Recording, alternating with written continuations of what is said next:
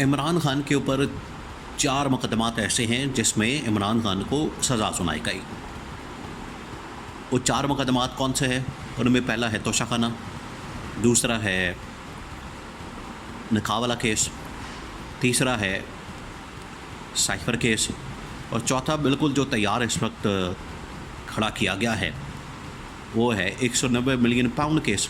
ये 4 मुकदमात और चारों मुकदमात के अंदर रत्ती बराबर, जैसे आप कह लें कि रत्ती बराबर भी ना कोई शवाहिद है, ना कोई सबूत है, ना कोई एविडेंस है, ना उसमें कोई दलाइल मौजूद हैं और ना ही वो इमरान खान के ऊपर साबित होते हैं। वैसे ही सारे अनगढ़ंत बेबुनियाद और क्योंकि इंतकामी कार्रवाई के बुनियाद के ऊपर बनाए गए हैं तो वो आखिरकार एक ना एक दिन तो ख़त्म हो जाने हैं, अपनी मौत वो आप मर जाने हैं। और ख़ास तौर पर उस वक्त में जब इनको मेरिट के ऊपर सुना जाएगा। अब इसके पीछे तो आपको लगता है वो साफ नज़र आते हैं कि शरीफ ख़ानदान और ज़रदारी ख़ानदान है कि किसी तरह से इसको तोड़ के रखो इमरान खान को। तो इसलिए कि इनकी सर्वाइवल, इनकी बका और इनकी जो सियासी ज़िंदगी है वो इमरान खान की जेल में जाने से है। अब साइफ़र केस जो है वो अब जिस तरह से तोशाखाना, इमरान खान को उसमें रिलीफ मिला, सज़ा मुअत्तल हो गई। इसके अलावा जो 190 मिलियन पाउंड केस है उसमें इमरान खान की ज़मानत हुई।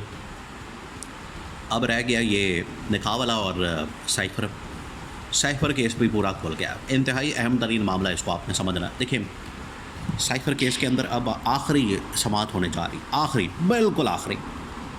अब लगता तो ऐसे उससे आगे पीछे कुछ नहीं होने वाला, उसके अंदर अब कुछ रहा ही नहीं। और ये भी इतना डिले किया है जो तकरीबन कोई 2-3 महीने हो गए हैं इसको चलाते हुए। ये 2-3 महीने क्या, 2-3 दिन का भी केस नहीं, ये 2-3 महीने तो इनकी वजह से हुए। ये जो प्रोसिक्यूशन है FIA, और सिर्फ इनका एक ही काम है, जब केस दायर किया जाता है, इस्तग़ासा उसके ऊपर केस परसू करता है, प्रोसिक्यूट करता है, उसका तो काम होता है दलाइल देता है, एविडेंस देता है, शवाहिद लाता है, गवाह लाता है और ये पूरा इस तरह से केस बिल्डअप करके तो सज़ा दे दी जाती है।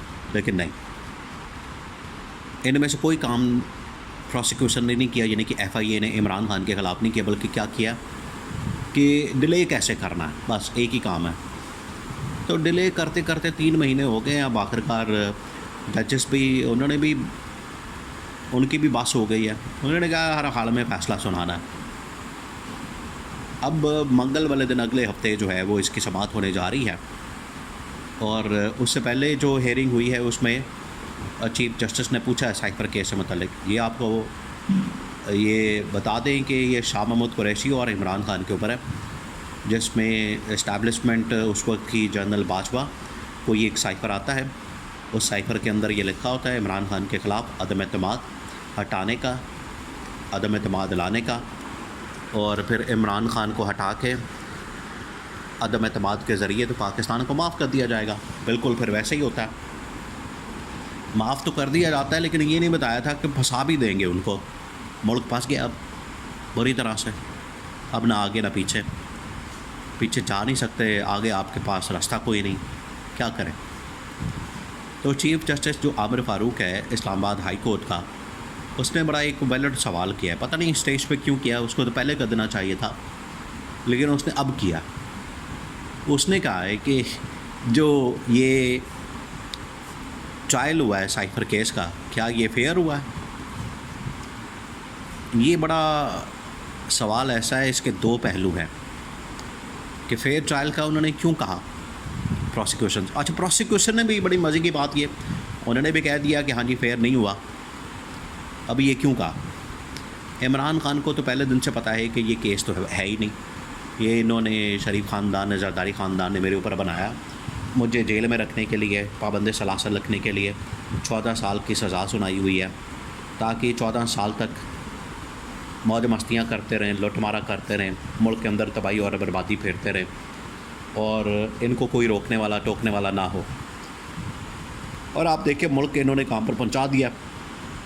मुल्क इस टाइम तबाही और बर्बादी पे पहुँच चुका, लेकिन इनके कानों पर जूं भी नहीं रेंगती, ये टस से मस नहीं होते जूं के तूं वैसे ही कोई अपना हलवा मान डालो तुम्हारा।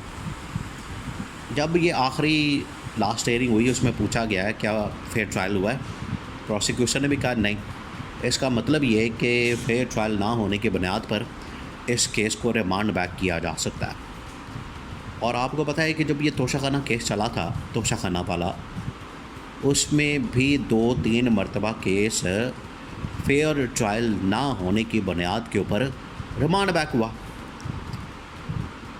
ये जो चीफ़ जस्टिस है इस्लामाबाद हाई कोर्ट का आमिर फ़ारूक, इसके ऊपर तो इमरान खान को एतमाद नहीं, तो यहाँ से हो सकता है। देखिए जब स्पीकर का इंतखाब हो रहा था, इवन के सदर का इंतखाब हुआ, चेयरमैन सेनेट का इंतखाब हुआ, तो उसकी जो निगरानी है बतौर इलेक्शन कमीशन असम्बली के अंदर, ये जस्टिस आमिर फ़ारूक होते थे। और नवाज़ शरीफ के साथ वो बड़े हाथ मिलाते, नवाज़ शरीफ के साथ बड़े गले मिलते, नवाज़ शरीफ के साथ बड़ी खुशी से उनको सलाम करते।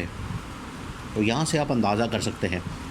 तो इमरान खान को पता है कि यहाँ से रिलीफ तो मिल नहीं सकता, तो ये ना हो कि रिमांड बैक इसको कर दिया जाए। लेकिन इमरान खान का जो वकील है सलमान सफदर, उसने कहा है कि हमें रिमांड बैक नहीं चाहिए, हमें इस केस के अंदर इमरान खान को बरी करना है। मकसद हमारा ये है, रिमांड बैक नहीं करना। लेकिन केस मुकम्मल तौर पर फ़ारग हो गया, मुकम्मल।